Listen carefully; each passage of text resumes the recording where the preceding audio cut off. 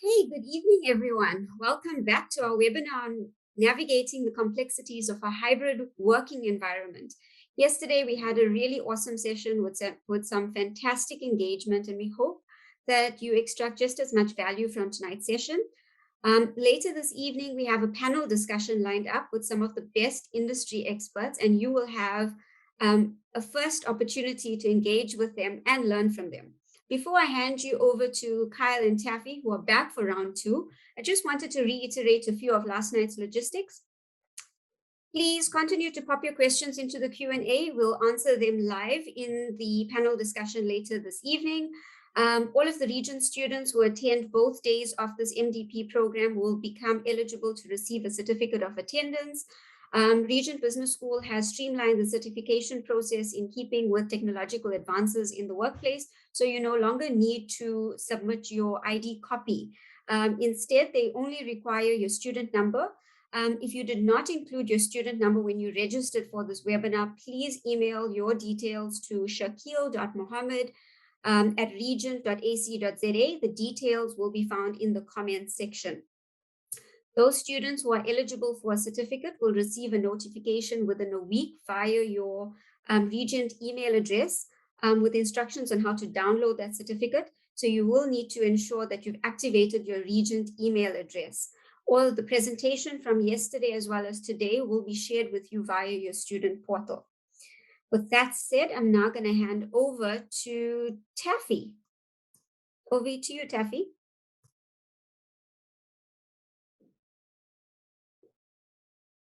Good evening, everyone, and thank you, Samira, for the introduction. I'm glad we've got so many people that have come back. Hopefully that means that they've enjoyed what we had to offer yesterday. So today, maybe just to recap, what we looked at yesterday was the trends that we are seeing in business at the moment towards the hybrid workplace. What we just want to do, or what I want to cover for just a short while tonight before we get into the panel discussion, which I think is going to be very exciting, is just some of the complexities and challenges that we do experience in the workplace, and just try and unpack some solutions as to how we can overcome those. And as per normal, as I get into my presentation, I'm just going to switch my video off so that we don't have any issues with bandwidth. And yeah, please listen up.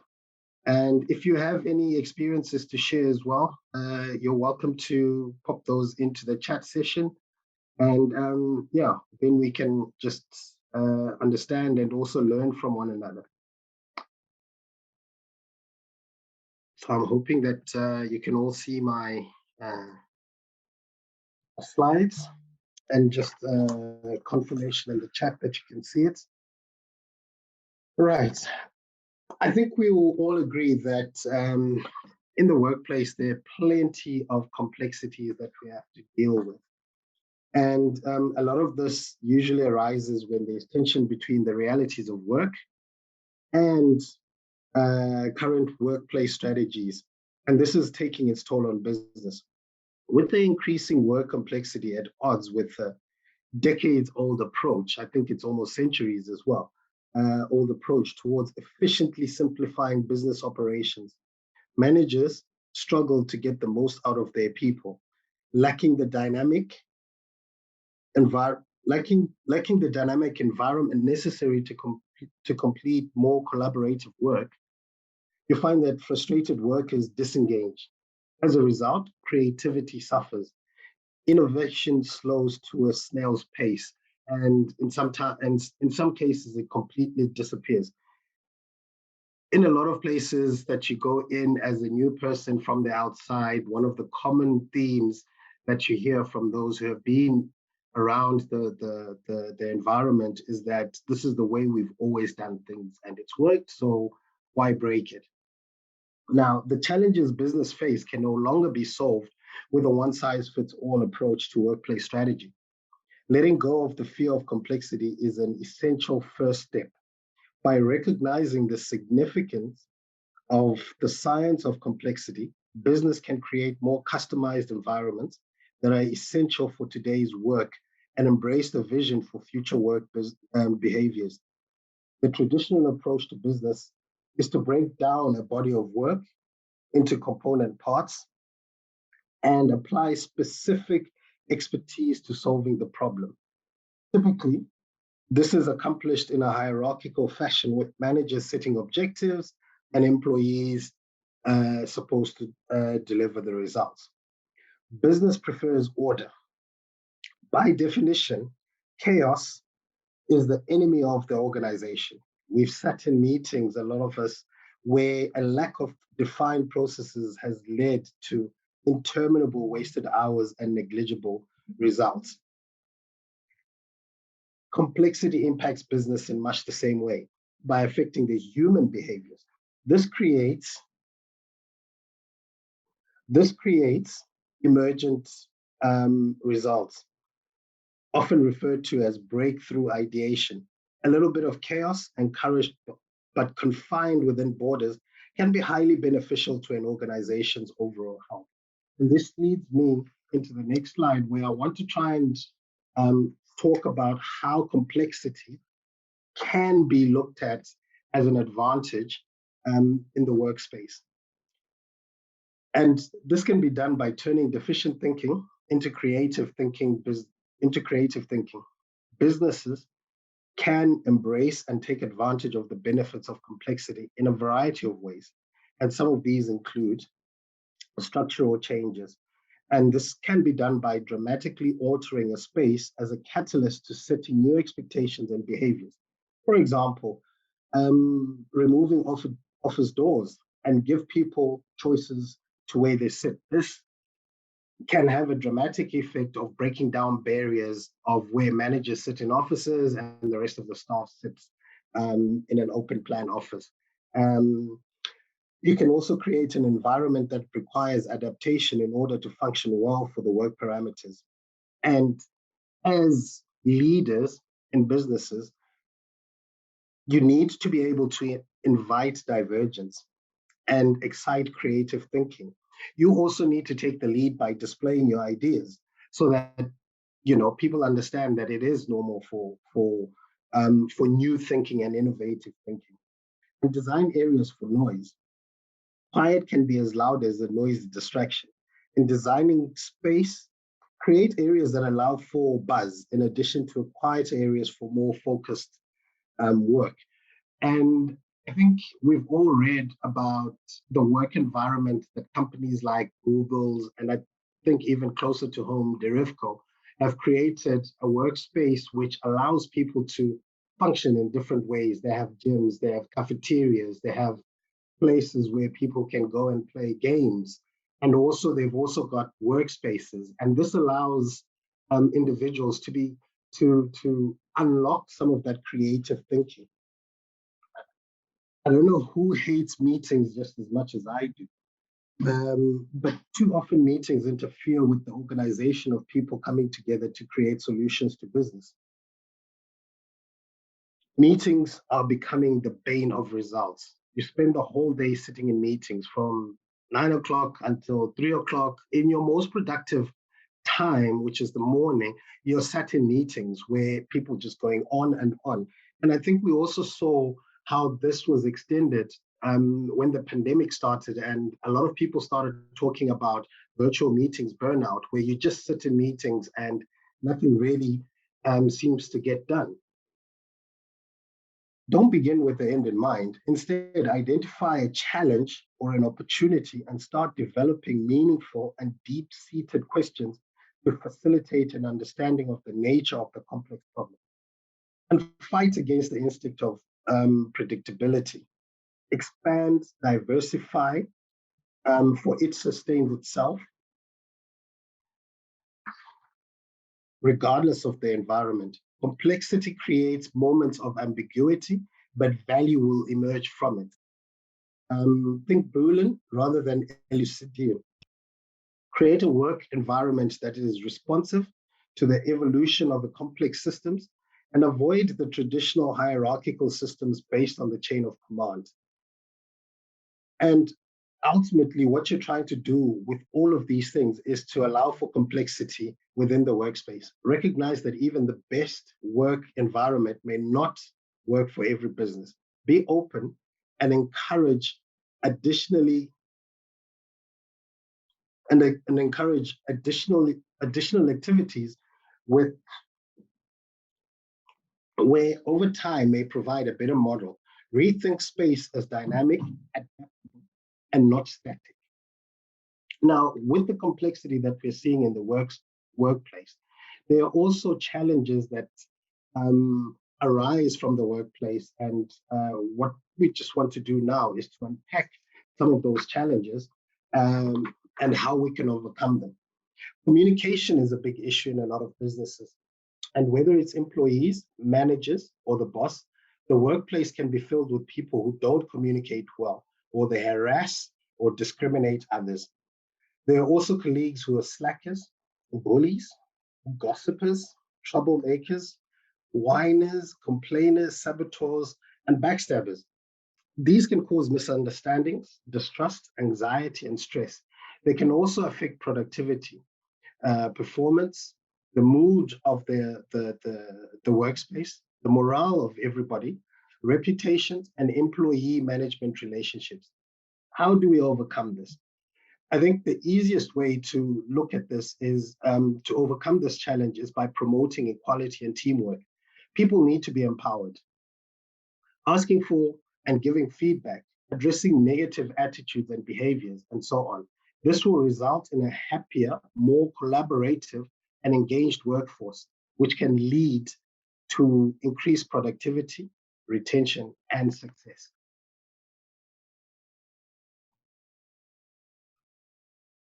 Employees often approach problems from the same perspective. So as new issues arise, they risk not acknowledging them, or at least not recognizing them as problems. And this, I think, touches on what I spoke about at the beginning, which is the tendency of a business to get stuck in routine and continuously um, continuously doing the same thing over and over and over again. And by doing that and not recognizing some issues that may arise, we lose an aspect of um, being able to solve a problem that can actually take the process a step further. Businesses can overcome this challenge by being open to adopting new perspectives to help shift mindsets and see other points of view. You should ask solution-driven questions.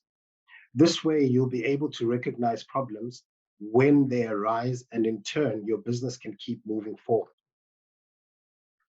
Yesterday, for those of you who are in attendance, I spoke quite a bit about Kodak and a company that stood still.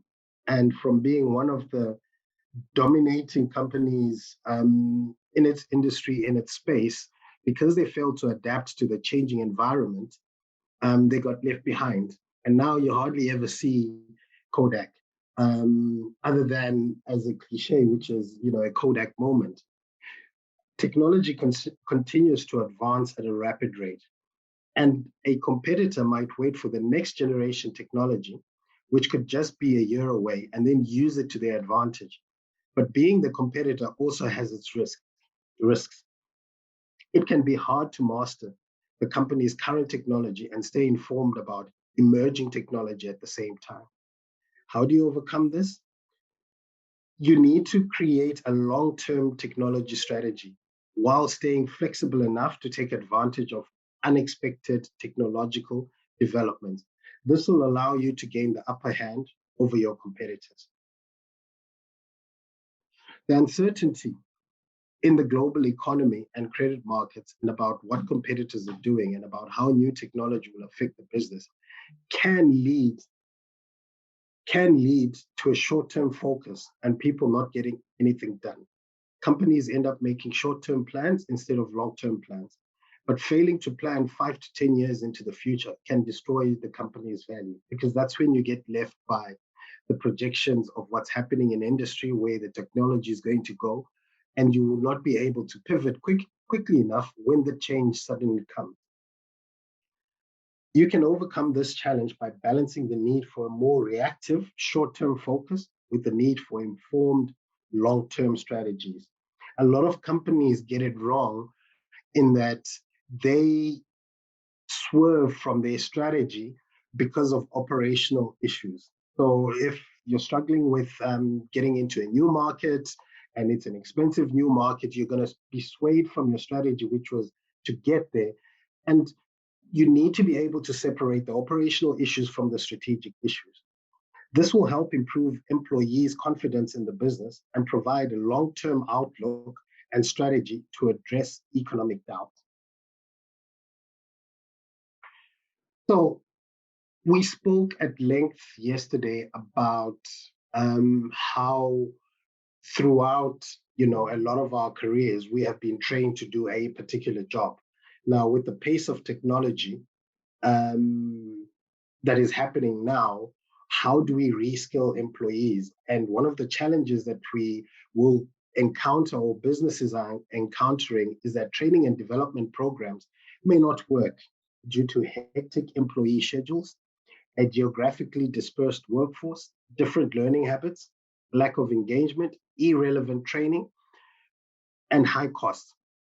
This will result in inadequately trained employees, which can lead to poor job performance, increased stress, high turnover, as well as lost time, money, and customers. This can be overcome by tailoring your training and development programs or by providing micro credentials. Micro credentials offer a more personalized, efficient, and cost-effective way to ensure your workforce are keeping their skills relevant and certified. Effective training and development programs enable your organization to upskill its workforce, to innovate, compete successfully, and deliver um, tangible results for business growth. So with those few slides, I'm going to hand over to Kyle, who's going to take us through um, getting us out of our comfort zone and what we need to do. Thanks, Kyle. Over to you.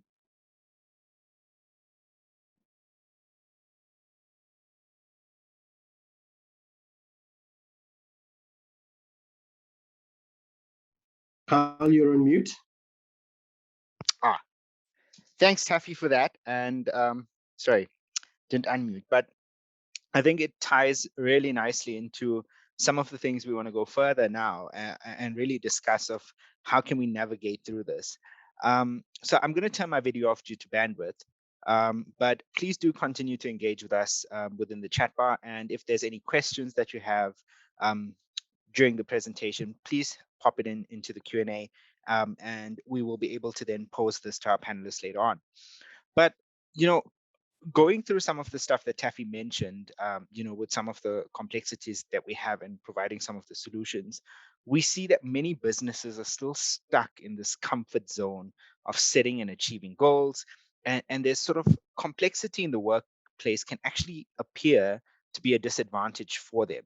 But the true value of the workplace is not simply, uh, you know, built on that on its adaptability to adapt, but it's also around how do we change when there's a challenge? How do we see this as an opportunity to succeed?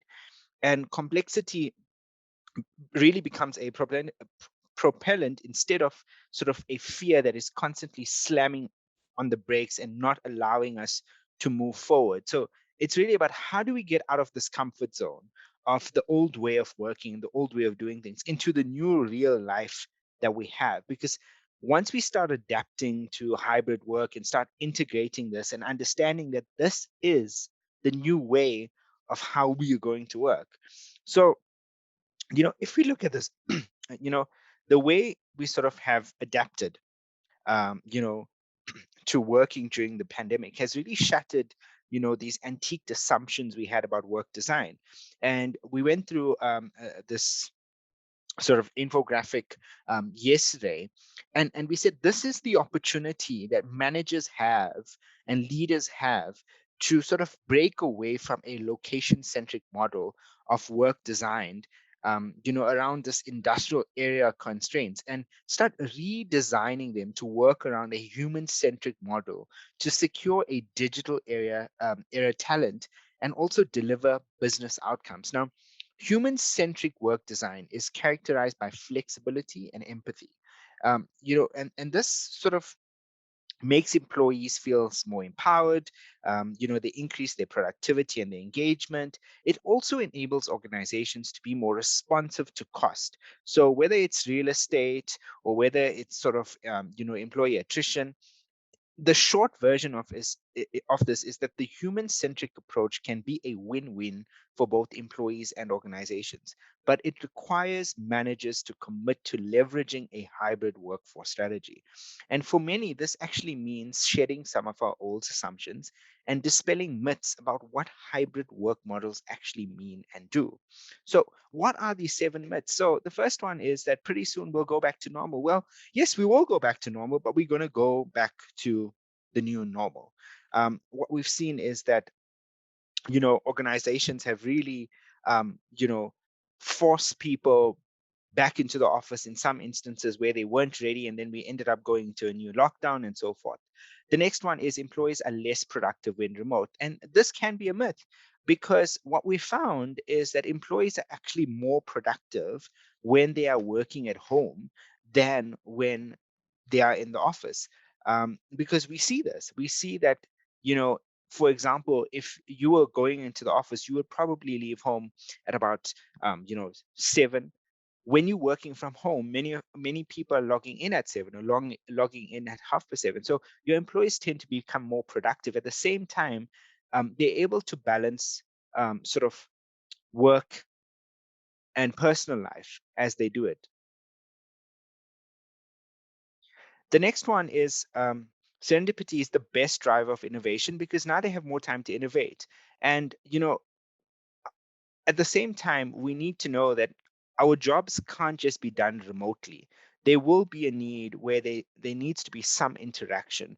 And therefore, we say that, you know, we can do our jobs remotely, and we can make use of technology to help us with certain things. I mean, if there's one thing that the lockdown has has implied on many businesses last year, was that we need to start getting ready and start adapting to new technology, because it's not going to wait. Okay. We need in-person contact to sustain our culture. No, because you don't actually. Your culture strategy should now start being adapted. You should start relooking at it. And we should really look at how can we now start looking at this in a better way, and how do we move this in terms of a more hybrid cultural model. Another myth is that hybrid workforce models hurt diversity and inclusion. And no, it doesn't. It actually promotes it, because now we are offering more flexibility. A hybrid workforce model duplicates our IT infrastructure, and that's also another myth, because I don't think it actually does. I think what it does is it enhances our IT infrastructure. It identifies the gaps that we need to succeed as a business. And I'll be interested to hear on some of the opinions and sort of the comments from the panelists later on some of this, as we go through. But the next one is also something that we covered yesterday, but in a different angle of this, is that we all going back to this new normal way of doing things. And what we've seen is that pre-pandemic, organizations operated primarily in an in-person environment designed around locations. During the pandemic, organizations rallied quickly to sort of virtualize their design to remain productive remotely. And some leaders still believe things will revert. But the pandemic demonstrated that many of our work assumptions are archaic and unnecessary limiting. But we shouldn't be begging for innovation. So the reality is that hybrid workforce strategies are here to stay. And managers who reimagine where, when, and by whom work gets done are in a better position to generate both business outcomes and talent outcomes. It's really, again, a win win for organizations and employees. But we really need to pick our journey forward. And we have three options, and we've discussed this yesterday. We either sort of reject this hybrid model, and like our Kodak story, we still continue to how the traditional way of doing things. And the risk is that we're going to have employees leaving because they're going to move elsewhere because they want this flexibility. The next one is that we accept this hybrid environment, but we decline to evolve the working model. So we can use, sort of virtualizing site-centric practices, maybe meetings and so forth, as we did while we were doing the pandemic. But then this is now exacerbating worker fatigue. And the next one, which is the last option, is really to reinvent the work around a human centric design. And this is for a new hybrid environment that ensures performance, innovation, and equity is getting it right, which requires experimentation, learning, and reiterating. Now, if we look at this, we say that employees are less productive when remote, because I know I've spoken to a few managers and executives, and they were doubting the productivity of employees when they were working from home. But what we're saying is that you know it might be tough for them working remotely, but they don't need to see other employees to make sure that they're being productive. Your manager doesn't need to see you the entire day and keep his finger on you or her finger on you to know that you're being productive. The reality is that employees thrive when they are given this radical flexibility. And the data has shown us that this radical flexibility, now I'm not talking about monitoring of their outputs and so forth. I'm talking about what is driving their performance, but it also requires a culture of trust, a culture of empathy and empowerment. But it also the work outcomes rather than the activity metrics. So if we look at this, we seeing this through, and we know, that we need innovation. So more distributed teams cannot count on chance encounters in the hallway to spark conversations. What we do need is we need to have some of these what we call water cooler moments where we can have this sort of over reliance in terms of our employees engaging with each other, but at the same time engaging around the pre-pandemic source of innovation. Now we see that we've got this sort of infographic in front of us, and it sort of describes how we would do this in either, if we're looking at synchronized work, but it's distributed, are we working together or working apart? So, we might be working together, and we'll use an example in this forum where, normally we would have been called into a lecture hall and so forth, and we would have presented. But now we're using this as an opportunity of webinar. So we're all in different areas of the country, but we're actually joining here together. And we also understand that, even though we're saying that our jobs can't be done remotely, because what we do know is that managers believe that you have to be in the office, you have to be at a certain location to be productive. You have to be there because flexibility is going to allow people to take advantage. Flexibility is not the purpose or not the way we do things in this organization. But what we need to understand is that by adapting to a hybrid workforce, it this hybrid model looks beyond our roles. So by mapping employees' activities, we can actually spot opportunities for flexibility even when location isn't flexible. So most jobs fall somewhere on a spectrum between fully portable or fully non-portable. Now, for example, an assembly line work includes almost all non-portable tasks. Surgeons, in contrast, perform a mix of non-portable tasks like surgery itself and a highly probable task such as notes and doing admin and following up and so forth. So this is an opportunity for us to look at this and see what are the flexibilities that we can start offering um, in the organizations. Normally you say, oh, well, retail employees can't be flexible. Well, yes, they can, because maybe we give them a choice to schedule their own hours or give them an option to select shifts. or allow them to work in different locations where possible within that branch and so forth. So we see that we can evolve through work flexibility. Now, you know, we need an in-person contact to sustain our culture. And this is one of the myths we're seeing, is that we actually, many executives, many managers, and business leaders fear that limited in-person contact in a hybrid workforce model will actually dilute this corporate culture. Yet, culture should always adapt. And we've seen big organizations, big companies saying that we need to start re-looking at our culture strategy. And so far more that remote and hybrid employees report higher culture satisfaction than on site employees. So success requires intentional culture change and role modeling, whether employees are remote or not. So think first about, what are some of the cultural norms and the values that we want to promote in this business, and how do we start reinforcing them in a remote workforce? Now, sometimes, the work that we put in will determine on how we promote these behaviors in a hybrid model. Because what we need to do is we need to create a shared purpose and deeper connections with and among our employees in the organization. Now, we've seen the myth, and it says, the culture is going to dissolve. But, innovation can only thrive in a physical workplace, but it can also thrive in a remote setting, because this is an opportunity where employees can find innovative ways to collaborate with each other.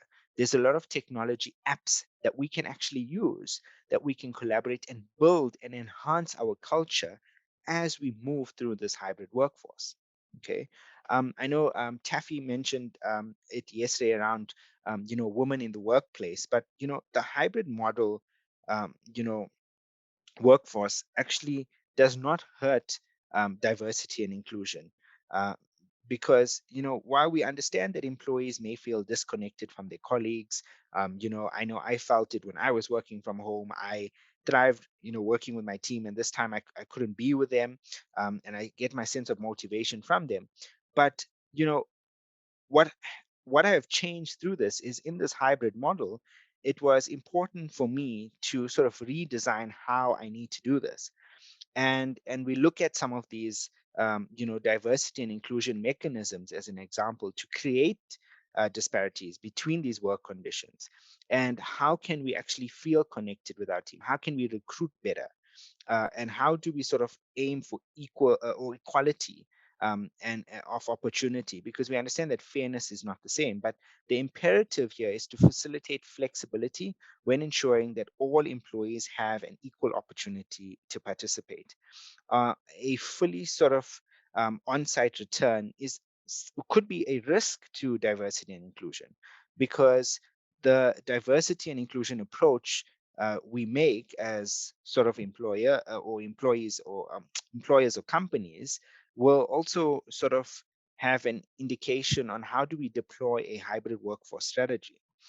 We've seen yesterday, we chatted about it, where, sort of Deloitte has now allowed all their employees to work remotely from any one of their offices.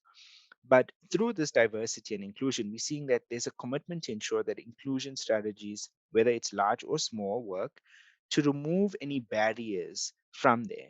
So it's really about how do we develop good everyday work habits? How do we ensure that everyone is heard in a virtual meeting? How do we, sort of rework on how it's assigned?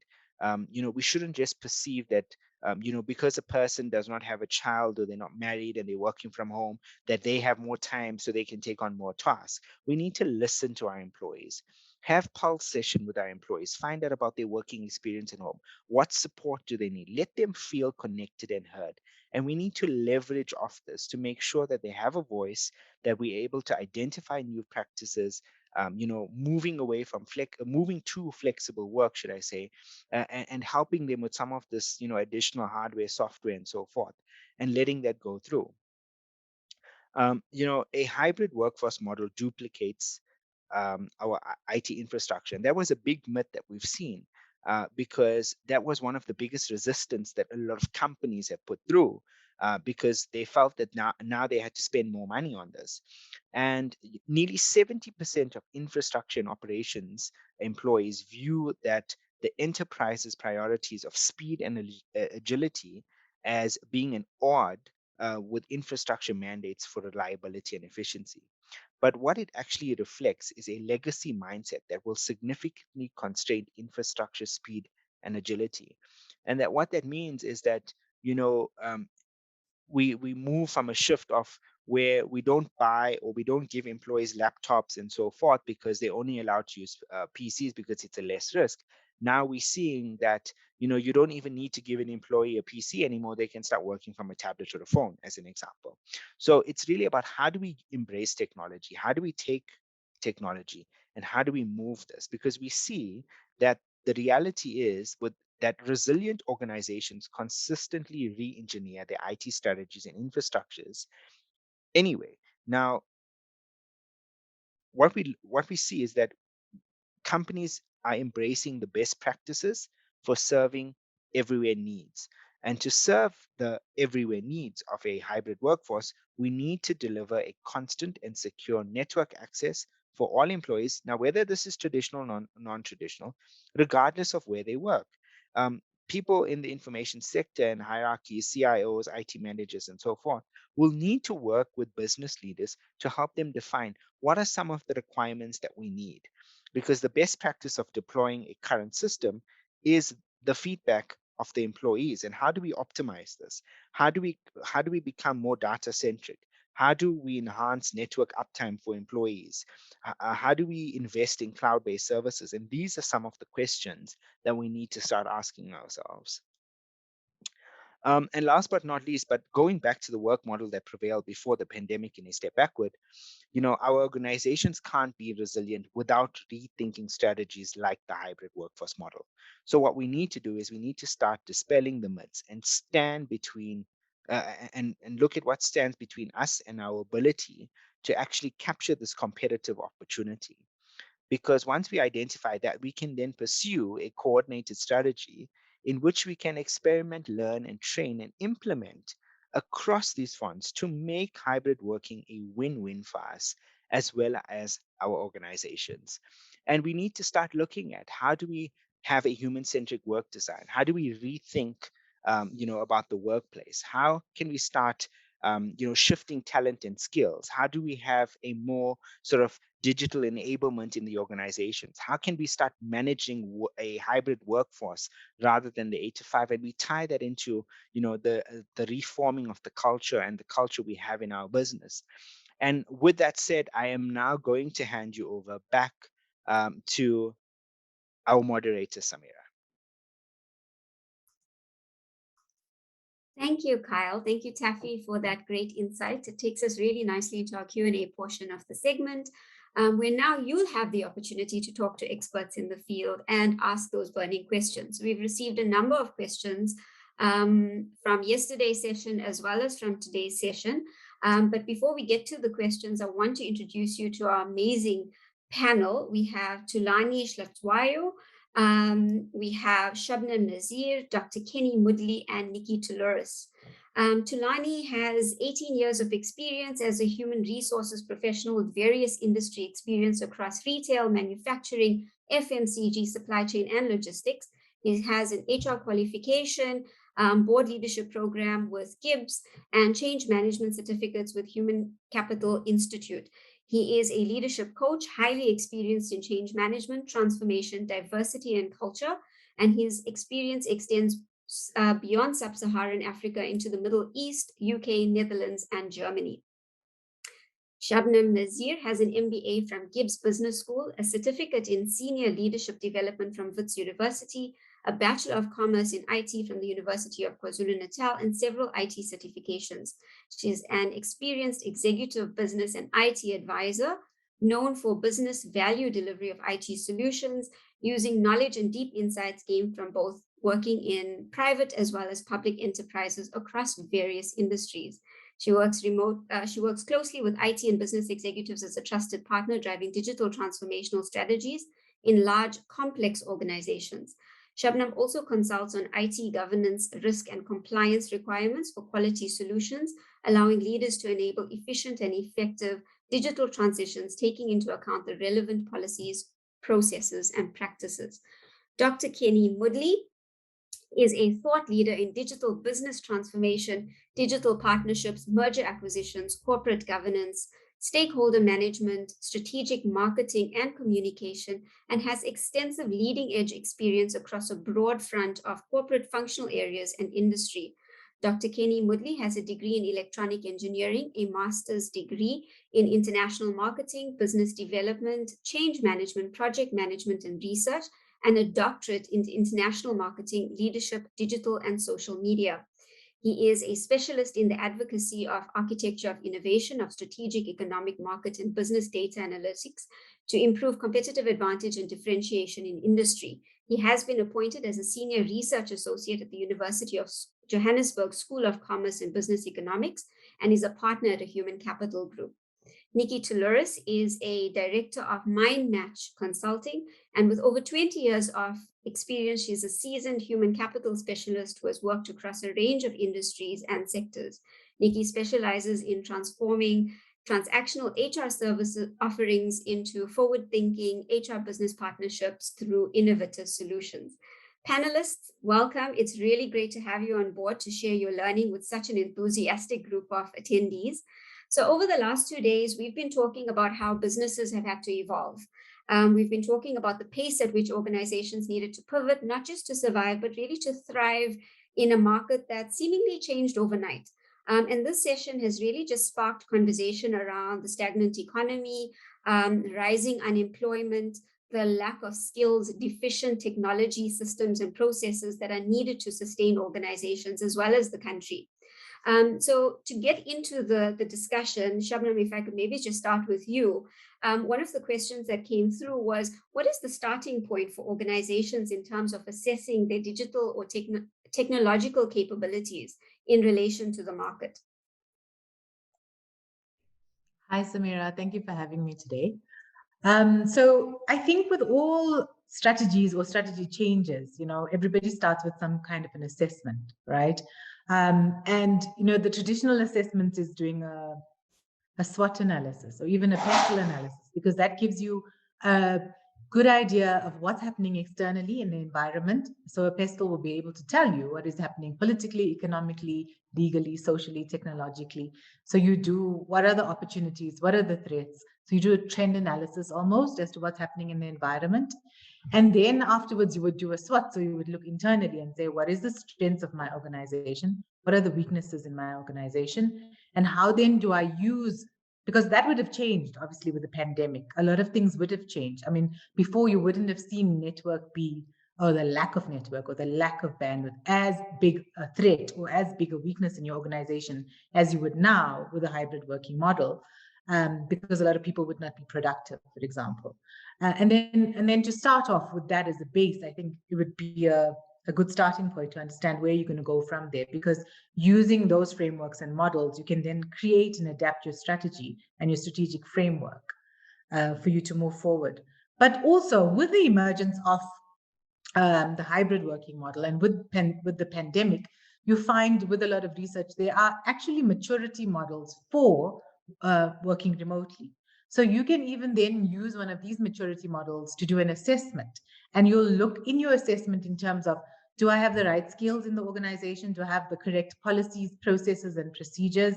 Do I have the right tools? Are my processes automated? Do I have the correct KPIs? Am I measuring the right things?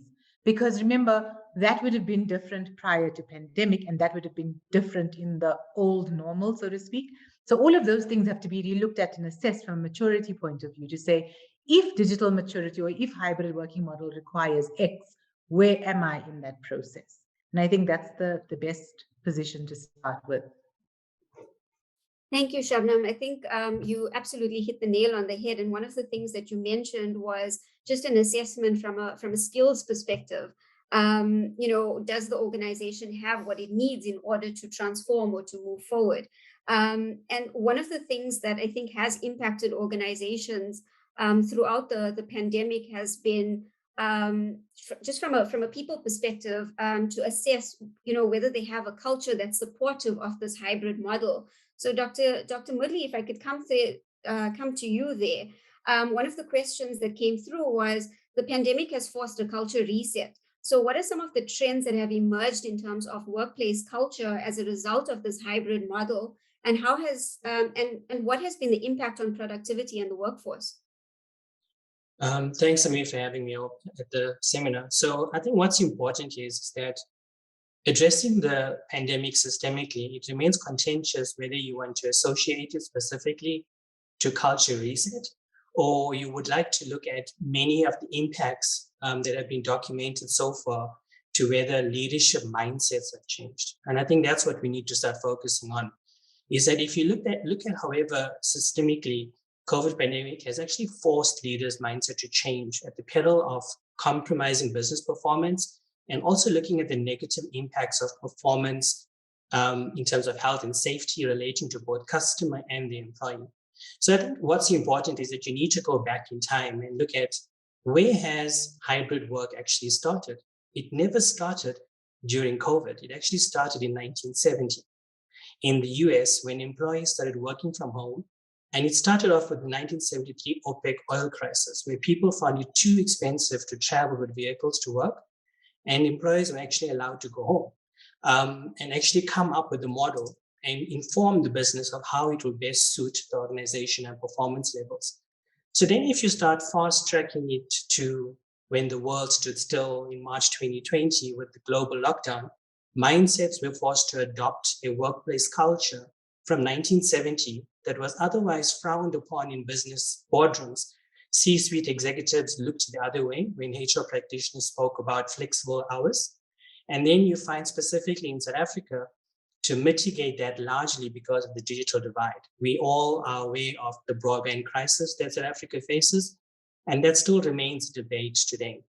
So what's amazing is that during 2020 in November, is that McKinsey Global Institute did a survey where they looked at 2,000 tasks, 800 jobs across 9 countries in the world. The 9 countries were the countries that were the quickest to reach herd immunity in terms of COVID-19, and also those organizations and companies and countries that were looking at taking employees back to work into full swing mode early in 2021. And if you look at that, some of the trends that surfaced is what your presenters had already mentioned, is that hybrid models will persist in the wake of the pandemic, mostly for highly educated, well-paid minority of the workforce, and that becomes contentious as a business leader. The potential for remote work depends on the mix of activities undertaken by the employee, and in terms of his physical, his spatial, and his interpersonal connections at work and at home. And then you find there are other things that are starting to crop up, is that the question becomes, is that can employees perform remotely in a crisis as effectively at home as they can at work? Because then it starts leading to, has the employee reached sufficient coaching, counseling, providing advice and feedback? Can he build customer and colleague relationships through digital dimensions versus being in touch physically with employees and customers for sake?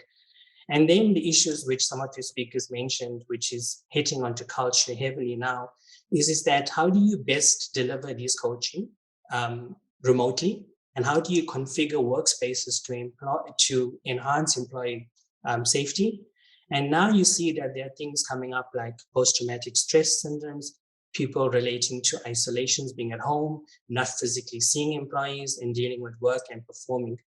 And then if you look at productivity, which is one of the questions you've mentioned now as well, is that Stanford University, ironically in 2015, did a research study. And they actually found out from over 1,000 companies that we evaluated that a lot of the productivity in terms of allowing employees, at least 33% of your staff, to work from home, allowed your productivity never to be changed. So which means productivity stayed the same. However, there's a dimension of employees that you got to focus on. And that is, are your employees office-based? And are your employees normal physically based? Meaning their tasks, does it depend on either one or the other? Thanks, Amira. Thank you, Dr. Woodley. Thank you for that insight. I think productivity keeps coming up, and it's something that organizations are paying even more attention to as they continue with these hybrid models. And Tulani, I think just on that note around productivity, just what are some of the tools that organizations can adopt to keep employees connected and engaged? Because what we do know is that engagement has a direct impact on an employee's productivity.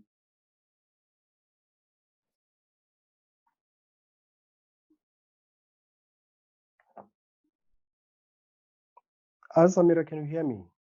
I can hear you, Tulani. Okay, I'm struggling very much. I don't know, suddenly my internet is taking a turn or to the west.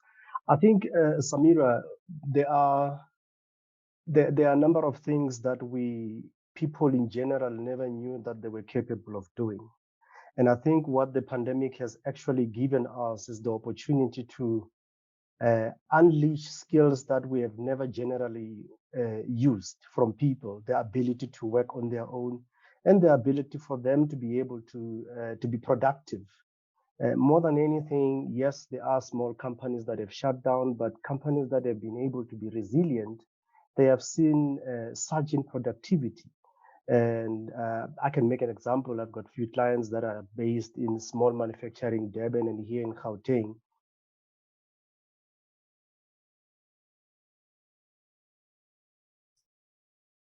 Tulani, are you still with us?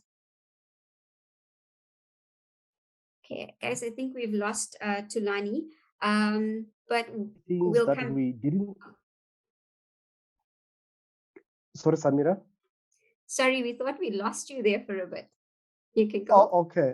I think so because I keep on struggling to actually see you and then it cuts off. But if you don't hear me, please interrupt me and tell me that you can't hear me. So these are some of the things that employers in general had to adapt to actually even investigate what actually do we actually need more people in the workplace? Do we actually need less? And therefore, what do we do with the workforce that we actually maybe may not necessarily need? So for the people that are in the workplace themselves, what I've actually, even from an inquiry's perspective, from different clients or even where I am, or even at the board level, the change has been difficult for mostly managers than the employees.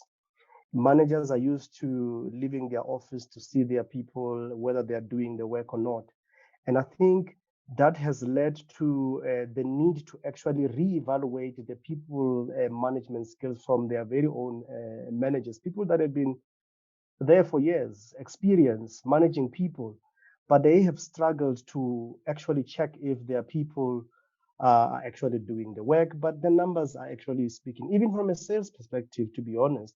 I mean, salespeople are known to be driving to their clients or whatnot, but they are home. They are doing much more sales than they actually have. Some of them, they've hit targets that they've never reached in life. So, and for women, as an example, with children, the stress of not having to, in a hurry, leave work and having to go to the school, fetch the kids home, back, I think it has unleashed a different understanding of how performance should be managed in this pandemic. So there are a whole lot of things that some organizations never really had plans for, but this pandemic has given them an opportunity to reassess what actually is important. And my colleagues have spoken on the technological infrastructure, the cloud-based type of technology, bandwidth issues. These are things that many organizations, especially small ones, struggled with. But as the time goes, they actually improved on them, and the value in an employee not seeing himself or herself as a 9 to 5 type of a person having to manage themselves has actually bring in a different dynamic. So what is actually just bad for the economy and for the employment as a whole is that with new technology, if you look at industries like in manufacturing, technology there is seen as a negative in that it's seen when we introduce machinery, it takes away jobs. However, in a normal workplace, corporate, that is actually more embraced in terms of YR. So there are a number of things we continue to research. We, in some organizations, I can tell you now, big organizations in South Africa, the likes of MTN, Vodacom, because they are so big, we actually think that they are cruising free. They don't have problems. They actually have a whole lot of issues that they are still grappling with. And I will speak to my colleagues there. Change in terms of leadership style is still a problem. They need more transformational type of leaders who are actually there to embrace change and make sure that, this hybrid model works. However, I think we are in for a good future, Samira, from an HR side. We don't necessarily have to deal with absenteeism issues. We have different tools that we need to use going forward, but I think the future is bright, as they say it. Yeah. Thank you, Tulani. Yeah, I absolutely agree that one of the things that this pandemic and this hybrid model has done is got people to think about what is important, in terms of the world of work. What kind of hours do I want to work in? What kind of work environment do I want to work in? And Nikki, I do want to come to you just around that in terms of your experience from a recruitment perspective. What are some of the patterns that you are seeing emerging from a recruitment perspective in terms of skills that are now being required? So, are employers now asking for skills that they didn't necessarily look for prior to the pandemic? And then also just in terms of the candidate itself, the candidate experience, do you find that there is a shift in the mindset of that prospective candidate in terms of the prospective employer, in how they in what they will consider a prospective employer in terms of benefits, in terms of flexibility, in terms of being able to work remotely? Are those things real considerations? Thanks, Samira. Thanks for having me on your webinar. I think the one thing that is quite astounding is, who would have thought 2 years ago that we would be interviewing, hiring, and never actually meeting anybody on a face-to-face? And I'm not talking only about a talent acquisition. I'm talking about an employee and employer relationship. And you asked me the candidate's experience. It's become the norm.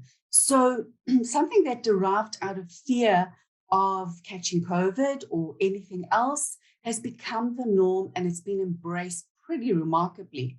I think just if I look at how candidate and interviews go, from a positive point of view, recruiters are finding that the candidates are available a lot easier. Scheduling interviews takes a lot quicker than it used to. Time and effort is saved in terms of traveling to and from interviews. And the most important thing, time to hire speeds up incredibly. There are a couple of negatives that worry us from a recruitment point of view, is that if the candidate is unemployed, they don't have access to data, which means that the recruiter has got to revert to giving them a phone call. And sometimes those phone calls are taken in noisy places. So the candidate sometimes gets compromised. But obviously a recruiter's got to coach and say, listen, I'm not being able to hear you properly, and so on, and guide them. In terms of assessments, often these need to be moderated virtually, and that can also be a challenge. Some of the interesting stuff that's also coming out is we don't dress up for interviews anymore. I mean, I had a candidate yesterday that said to me, I'm sorry, I'm having a really bad hair day, so I'm not putting on my video, which made me laugh. And I think, 2 years ago, who would have allowed that? Obviously, as a recruitment consultant, I've got to guide them and say, that's fine for me. Let me tell you, the next session you've got to be ready for. So those are the things that come up. In terms of candidates' expectations, is the first question that is asked is no longer what are the working hours, but what is your work from home policy? How am I being taken care of? Because we find, obviously, and I think it's been said about my fellow panelists is working from home cuts down on the cost of transport and petrol, daycare, being away from their families, especially those that are working unsociable hours, and obviously the impact of traveling time. I mean, why would you want to be in a bus, train, taxi for 1.5 hours when you can literally go to the kitchen, make a cup of coffee, sprout up your face and put on a shirt and be at work within 10, 15 minutes. And of course, a little bit of a tongue-in-cheek, less spending on clothing and makeup for most of the, some of the vain population. I mean, work from home has now allowed individuals to apply for jobs that doesn't require relocation. And the most amazing for us in South Africa is we see some of our South African candidates actually taking on international roles where they might need to travel, but on the whole, they can now work from home. I mean, I can carry on, and I know time's limited, but I don't know if I've covered everything for you. I mean, yeah. Thank you, Nikki. That was quite a comprehensive answer there. But I wanted to pick on just one of the things that you mentioned in terms of the candidates that experience issues with data. And we know that data is not easily accessible in South Africa. It comes at a high cost. And those are just some of the challenges that people will experience with this hybrid model. And there was a question that came through, and I actually want to pose it to Shabnam. The question was, as a country, would you say we are able to accommodate the infrastructure required for the future digital age? Well, I can't speak on behalf of the country. I'm not in government. But for the current state of the infrastructure, I mean, just in the work experience that I've had, and I work for a very large organization, which requires a lot of infrastructure and is nationally distributed, we are very, very far behind. I mean, so much so that, you know, not only is it not up to speed, when you do have it up to speed, it's not speedy. So in saying that, though, if the country was that bad, right, as we make it out to be, we would not have survived the pandemic economically at all. So I think from the organization point of view, where I am, and also from a country point of view, I was pleasantly surprised, even though we struggled with connectivity and we have issues around connectivity, but I was pleasantly surprised that we did manage to go through regardless of all of it. And prior to the pandemic hitting, we were told that, you know, all of these communication and collaboration tools were heavy in bandwidth. So while Skype was heavy in bandwidth, Bill Gates managed to launch Microsoft Teams in time, and then there was Zoom and Google Meet, and these were not that heavy in bandwidth. So we pull through. I mean, everything happened to work out.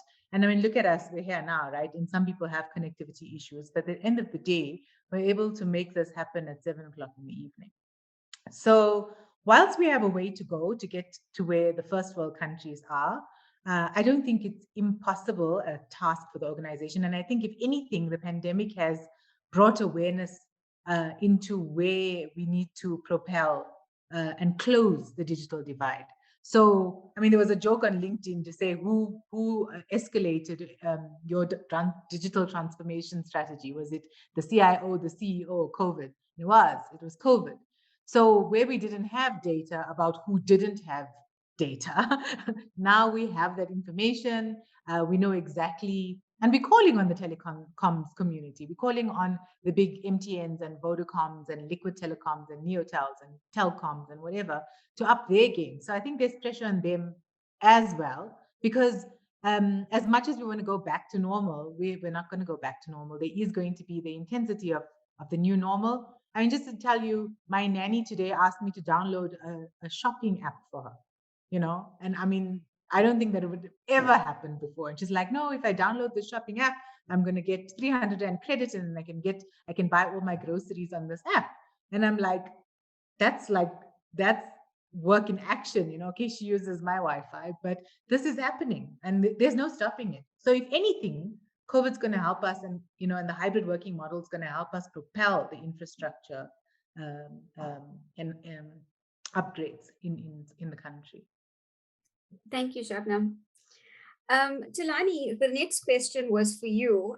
So just in terms of all of this new technology that's coming in, the new development, the question was around, will this not increase the amount of unemployment in the country? And do we really have the capacity to retrain, reskill people in the organizations, particularly people who are currently underskilled or unqualified?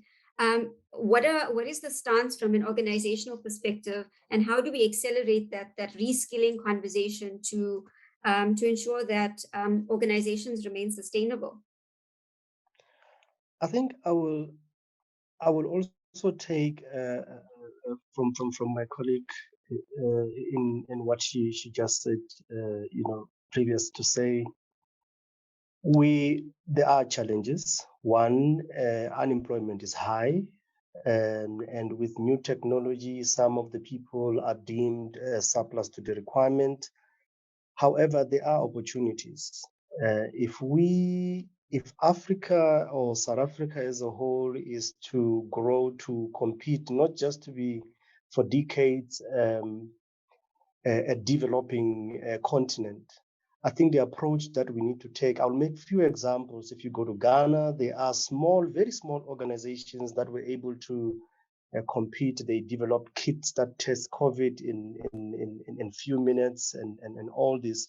So that tells us that as the current market within South Africa, various business, including those that see themselves as entrepreneurs, it is time to take advantage of the current environment. Yes, there are few jobs that are going to be lost. However, with that comes innovation. We need to be more even innovative. We need to say, what are the opportunities that exist within the market? We have seen the likes of, if you go abroad, the likes of Amazon. What is it that made them make so much money and grow within a pandemic? Their employees are scattered all over the world. Some managers sit in America, they've never seen their staff. They actually can see them as we see each other here. So my view is that we need to forge serious partnership, private, government. We need to, and small entrepreneurs, we need to come together and say, what is the way forward for South Africa? What is the way forward for Africa? And what are the challenges within the neighboring countries? Maybe with the type of skill that we have here, South Africa is one of the best developed countries in Africa. Maybe it's time we have our own skills to send them over to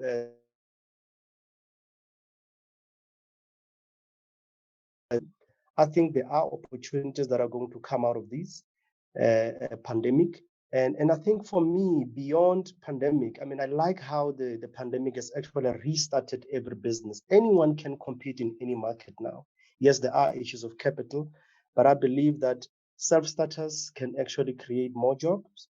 And definitely, it is not doom and gloom. I've seen other companies that were in the verge of closing down, and actually they've received massive contracts and they're in a drive for recruitment for all various jobs. But skills like computer-based skills, I think this is not difficult. People have systems that can be trained.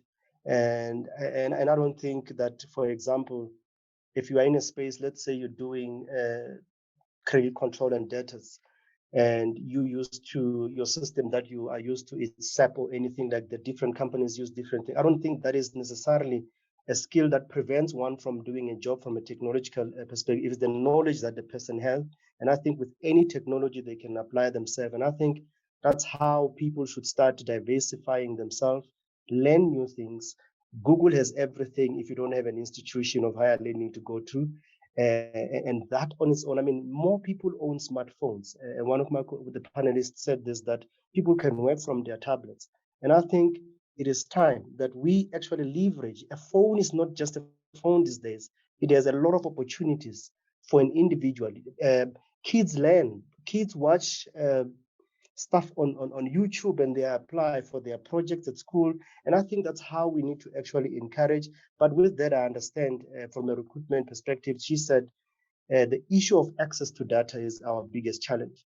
And I think as a country, we need to start looking into that so that everyone, whether you're in the rural or anywhere, because you can have a job being anywhere. However, one of the disadvantages of working from home with this hybrid model, we tend to work more hours as well. So there is also a chance of burning out, not just going into the office. And I think that flexibility, managing our time is also very important. The quality of time that you spend with your family to just rejuvenate your body and make sure that you are always fresh to do the work. Thank you, Tulani. There's a question from Stephanie Munsami, and Tulani, I'd like you to just stay on the line because I know you did mention entrepreneurship and you mentioned SMEs. And the question from Stephanie is, during the pandemic, as well as the unrest, the economy has taken a major hit. How does organizations, especially SMEs, adapt to a hybrid environment, particularly from a financial point of view? Yeah, I think you see, there's one project I'm currently working under with a big organization where they've never had this hybrid model, so they want to develop policies in that. One of the advantages that they're seeing, they are currently renting out a big office space, and what they realize, the utilities have gone down because no one is in the office and whatnot, and their lease is about to end, so they have a chance of restructuring their workforce, just get a boardroom, get few offices, and that's it. And I think small SMMEs, they have an opportunity now to also make those cost savings from having to hire space to work.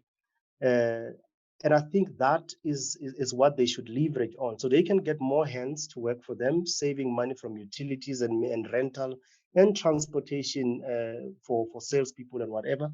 And I think that to me is one of the savings that they can take away. The investment in infrastructure is also very important. Buy into cloud instead of having to invest in huge servers that you have to maintain and all that. Outsource some of these services to smaller IT companies that are out there they're also looking for business. So reevaluate your business, look at what can work for you. You don't necessarily have to go and buy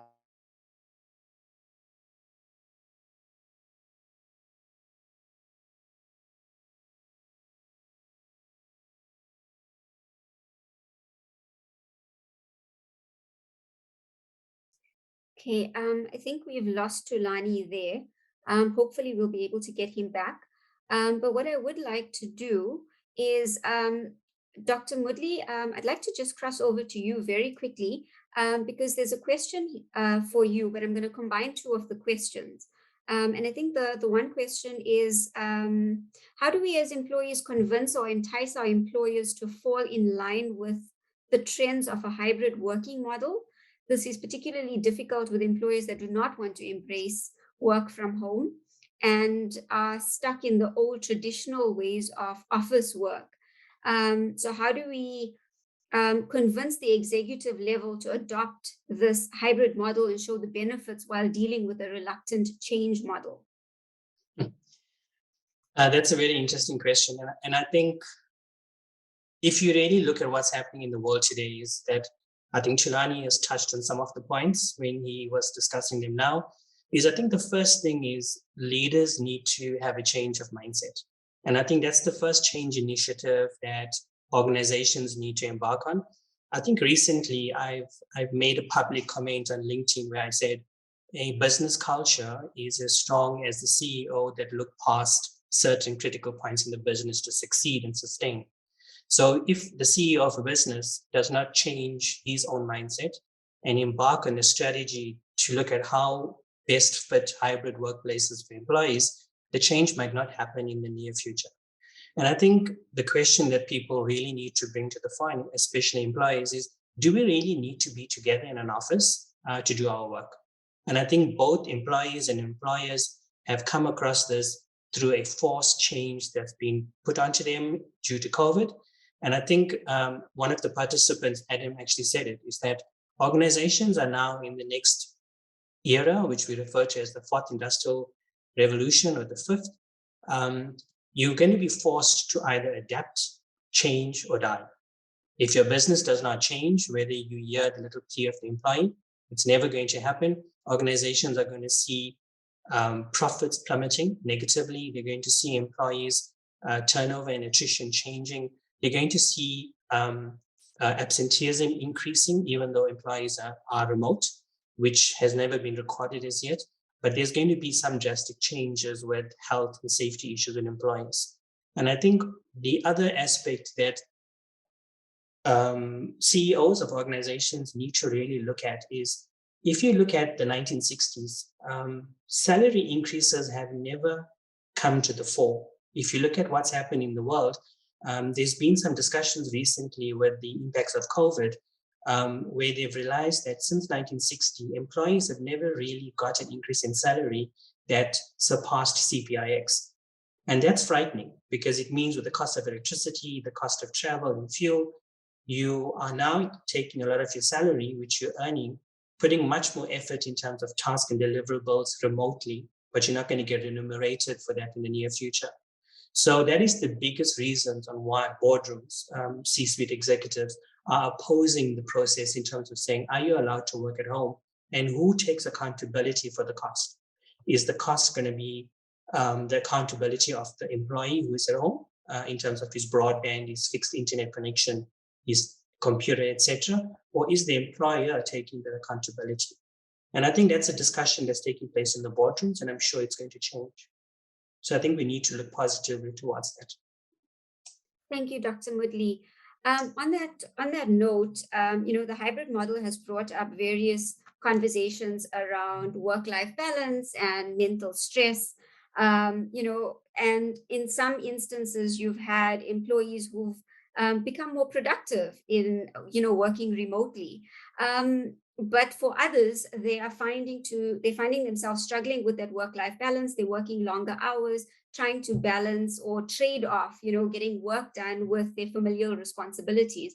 And I think the pandemic has kind of put a different spin on it now, where you've got now looking after family members with comorbidities. How are employers monitoring employee stress levels to ensure that they don't overwork and maintain work-life balance? This was a question from Nishan.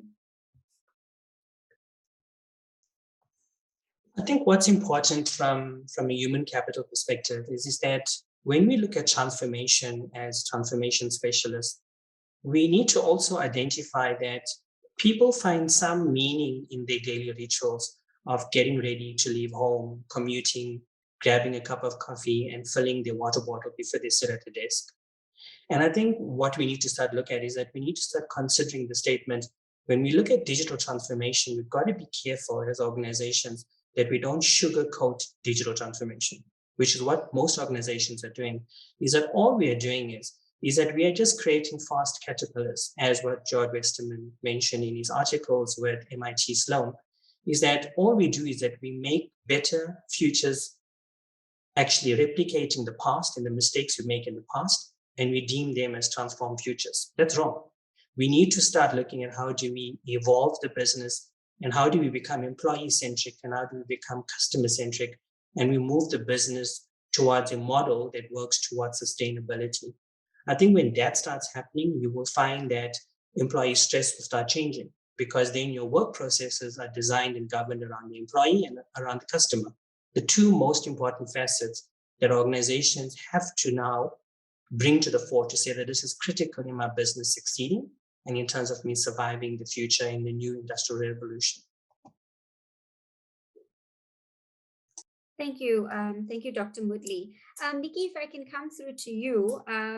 So I know that with the way the world of work has changed, particularly from a talent perspective, and we've been talking a lot about reskilling employees, etc. What we're seeing, particularly from reports coming through from the World Economic Forum, is that there are certain skills that are more desirable now than they were previously, and some of those are things like the ability to problem solve, the ability to make decisions, etc.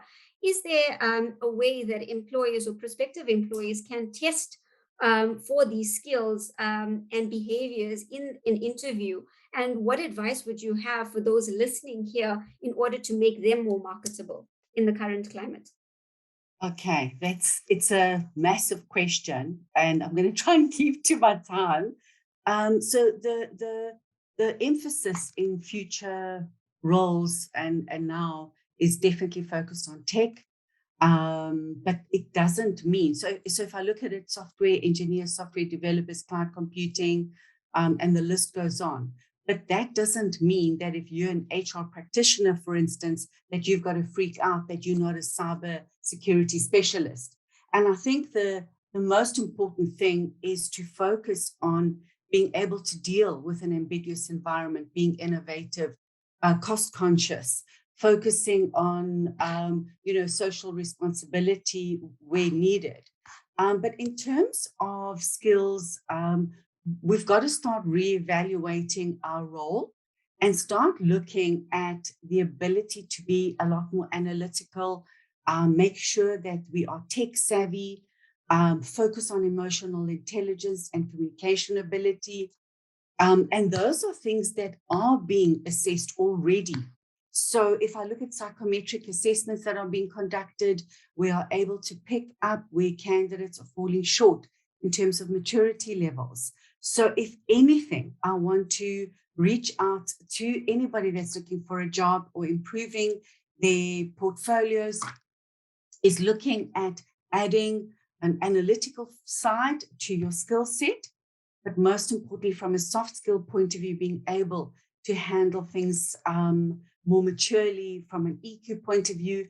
If you are a leader, reevaluate your leadership style, because I think somebody else said it from a panel point of view, is communication is critical, especially through forums like this.